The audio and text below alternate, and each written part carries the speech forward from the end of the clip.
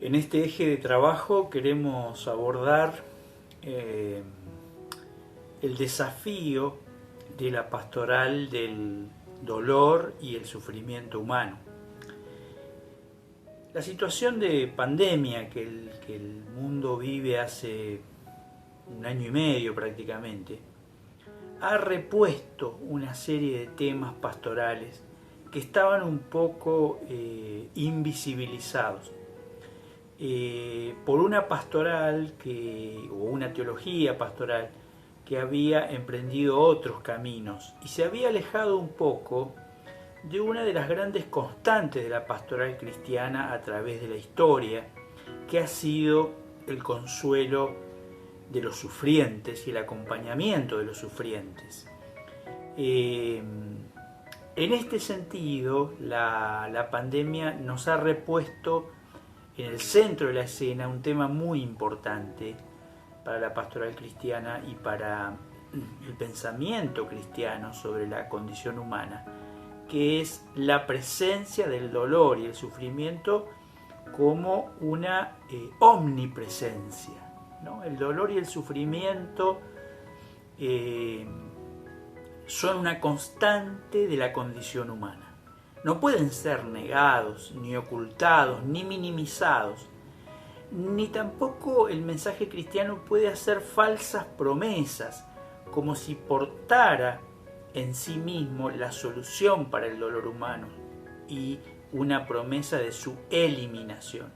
Sin embargo, esto se ha hecho y se ha hecho muchas veces, ¿no es cierto? Abordajes que podríamos llamar desde usando un término médico, diatrogénicos del sufrimiento humano. ¿Qué es lo diatrogénico? Esa terapia que al aplicársela al enfermo lo daña en vez de curarlo, ¿no es cierto? Es contraproducente. Mucha pastoral cristiana ha sido diatrogénica al abordar el problema del sufrimiento. Y entonces es una oportunidad que tenemos, la de reflexionar, por un lado, considerando la condición humana en todas sus dimensiones, por otro lado, viendo cuál es la perspectiva que tiene la Biblia sobre esto, sobre el sufrimiento humano, el dolor, y luego pensando cuáles serían los modelos de abordaje más apropiados para acompañar a las personas que sufren. Que en un sentido muy amplio son todas las personas, ¿no? Porque todas las personas portan su propio sufrimiento. El sufrimiento tiene muchas caras y muchas dimensiones, y la pastoral en algún sentido es un modo de acompañamiento de todas esas condiciones, experiencias y vivencias que los seres humanos tenemos, nada más ni nada menos que por ser seres humanos. En primer lugar, entonces, consideramos y vamos a considerar el desafío del sufrimiento como un elemento de la condición humana. Es la fe cristiana, y somos los cristianos, los que tenemos las mejores herramientas para abordar la condición humana en sus verdaderas características, digamos, ¿no es cierto? El mensaje de la Biblia es un mensaje honesto, transparente. Es un mensaje que habla verdad cuando habla de lo que es el ser humano. Aquí y allá encontramos en las Escrituras infinidad de textos que se hacen cargo de la condición humana en su fragilidad, en su contingencia, ¿no? Ya desde el Génesis, ¿no? Polvo eres y al polvo volverás. Esa es la gran definición de la antropología bíblica, un ser abocado a la muerte, un ser que porta su misma caducidad, y por eso finalmente la muerte no es otra cosa que el anuncio de esa fragilidad que nos acompaña y el símbolo de la fragilidad que nos acompaña. Luego la muerte se hará presente en infinidad de formas, ¿no es cierto? La enfermedad, el fracaso, la tragedia, el sinsentido, el desencuentro, el conflicto, pero serán todas manifestaciones de aquello a lo que el ser humano está destinado, que es su propia caducidad. Así que la Biblia es muy honesta. Quizás los cristianos o la iglesia no han sido tan honestas y tan honestos como lo es la Biblia al hablar de la condición humana. Pero la Biblia no solo nos habla de la caducidad, de la fragilidad del ser humano, también nos habla de aquello que lo eleva al ser humano por encima de esa caducidad, ¿no? En ese mismo texto de Génesis que recordábamos, hablando del ser humano como polvo, que vuelve al polvo, también se nos dice que ese ser humano frágil, caduco, abocado a su finitud, que es la muerte, también es imagen y semejanza de Dios, ¿no? Y este es lo extraordinario del pensamiento bíblico sobre el ser humano. El Salmo 8 dice: ¿qué es el hombre para que te acuerdes de él? Y el Hijo del Hombre para que lo visites. Lo hiciste poco menor que los ángeles. En realidad el texto original hebreo dice: lo hiciste poco menor que Dios, poco menor que Elohim. Lo coronaste de gloria y de honra, ¿no es cierto? Pero a la vez lo hiciste mortal, ¿no?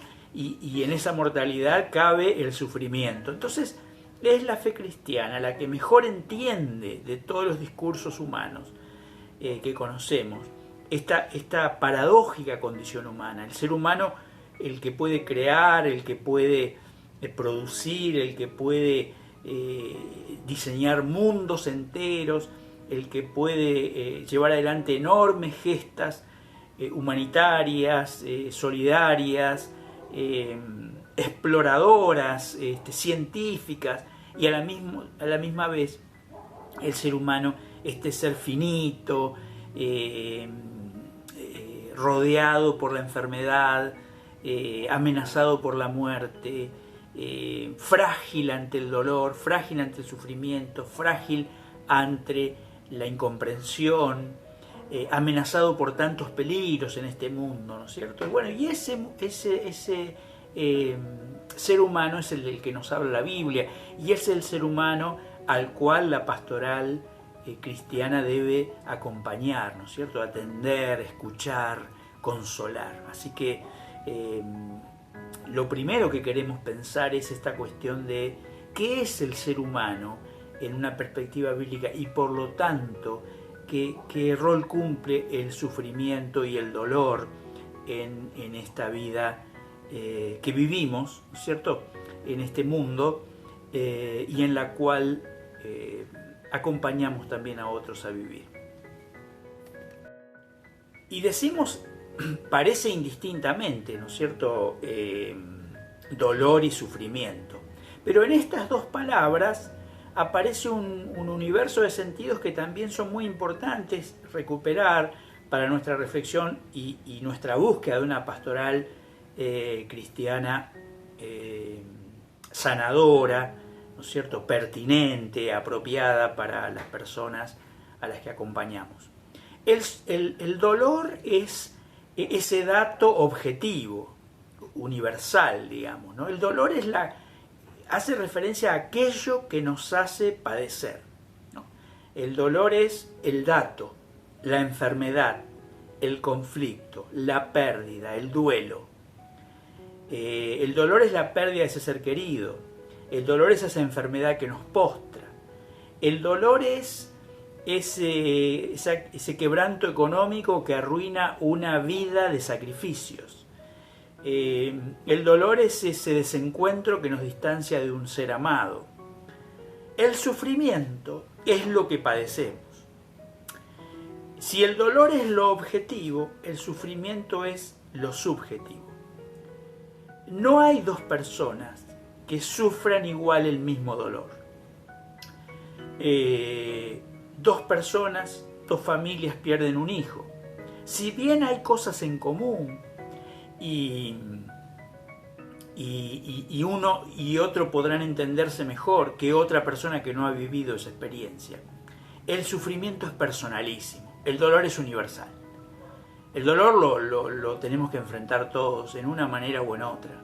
El sufrimiento es personalísimo, porque las personas enfrentan sus dolores desde su individualidad, desde su trayectoria, desde sus experiencias personales, desde sus memorias, desde su contexto. Y entonces allí la pastoral tiene una primera llamada de atención. Acompañamos personas, no acompañamos patologías o no acompañamos pérdidas o dolores, acompañamos personas que sufren. Y las personas que sufren, sufren como personas y sufren personalmente, sufren con originalidad. ¿No es cierto? A veces podemos decir, no es para tanto, apenas perdiste el trabajo, ya vas a conseguir otro. Pero ¿entendemos cómo sufre esa persona y por qué esa pérdida la sufre de una manera particular? Quizás proviene de una familia donde la desocupación fue siempre una tragedia y generó horribles consecuencias familiares. Y entonces ya aparece una dimensión de la pastoral que es muy importante. El acompañamiento del sufrimiento humano como finitud y como experiencia personal, en lo que debemos ser atinados, ¿no es cierto? Eficaces, oportunos,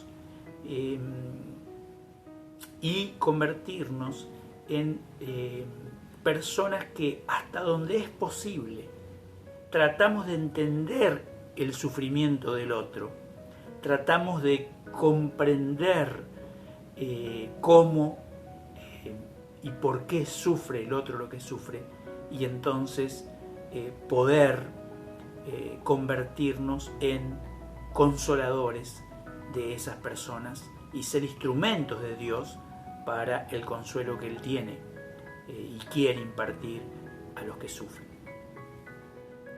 En este primer encuentro vamos a abordar la concepción bíblica del dolor y el sufrimiento.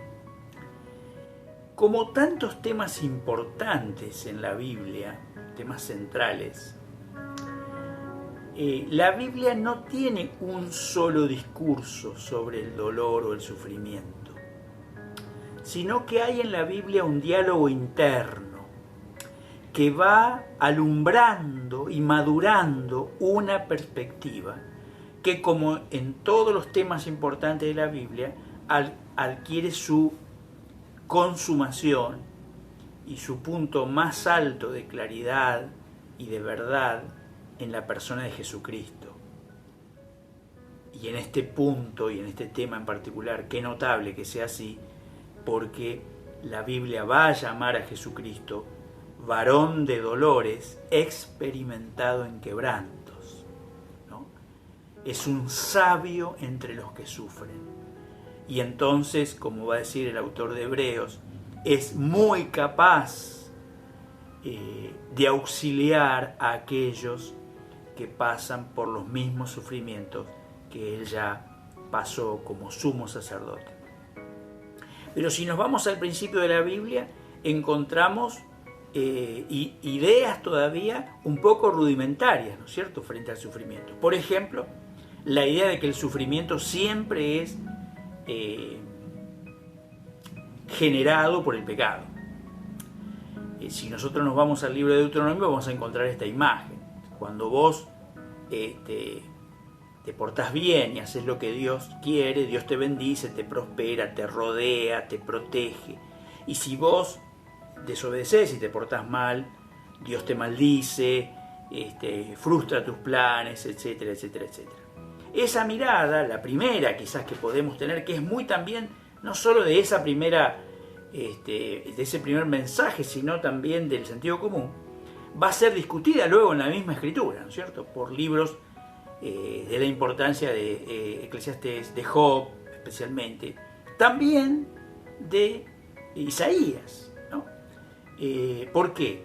Porque va a aparecer la figura del justo que sufre, que va a hacer una hendidura en esa mirada tan moralizante del sufrimiento, ¿no? Sufren los malos, los buenos no. Pero esta idea es muy importante retenerla. ¿Por qué? Porque ha sido una piedra de tropiezo para la pastoral del sufrimiento, la pastoral cristiana del sufrimiento. Porque muchas veces, haciendo esa lectura parcial, hemos culpabilizado a los sufrientes, porque sufren en vez de consolarlos. Les hemos hecho además la culpa por sufrir. Pero va a aparecer esta idea del justo que sufre, del justo que padece, los salmos, el Salmo 73 y infinidad de otros, donde aparece la idea del justo que sufre y entonces le pregunta a Dios, ¿por qué? ¿Por qué sufro? Y ahí empieza a crecer una idea que es muy importante y la vamos a trabajar con más cuidado en clase, de el sufrimiento como un proceso espiritual.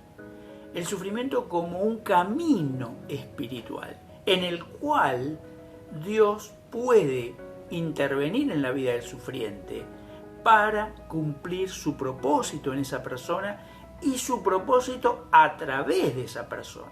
Es decir, que el sufrimiento empieza a cobrar sentido y puede convertirse en un camino de salvación. De allí vamos a desembocar en la idea vicaria, en la idea que va a plantear el Nuevo Testamento, y ya el Antiguo, pero de una manera plena el Nuevo Testamento, que es la idea de que Dios es capaz de tomar el sufrimiento del justo que obedece y convertirlo en salvación para otros. Es la imagen de Jesucristo. No solo varón de dolores y experimentado en quebrantos, sino aquel que a través de lo que padeció fue capaz de abrir un camino de salvación para todos. Y entonces el sufrimiento pasa de ser de lo que era en sus inicios, una especie solo de castigo o maldición para los culpables, en una puerta de salvación para los culpables. El Nuevo Testamento nos va a afirmar que Dios es capaz de tomar el sufrimiento humano y convertirlo en algo valioso, algo significativo, algo transformador. Y allí va a aparecer una de las grandes ideas de la Biblia frente al sufrimiento, que es el consuelo. Pero eso quedará para los siguientes encuentros. En el primero queremos enfocarnos en reconstruir una idea adecuada, pertinente, ajustada de lo que tanto el Antiguo como el Nuevo Testamento construyen en conjunto sobre qué es el sufrimiento, qué es el dolor, qué lugar cumple en la revelación bíblica, qué lugar cumple en el discipulado cristiano, qué lugar cumple en el llamado cristiano y qué respuesta tienen las Escrituras a esta pregunta universal, ¿no es cierto?, que se hacen creyentes y no creyentes. ¿Por qué sufren las buenas personas? Nos estamos viendo en unos días en el primer encuentro.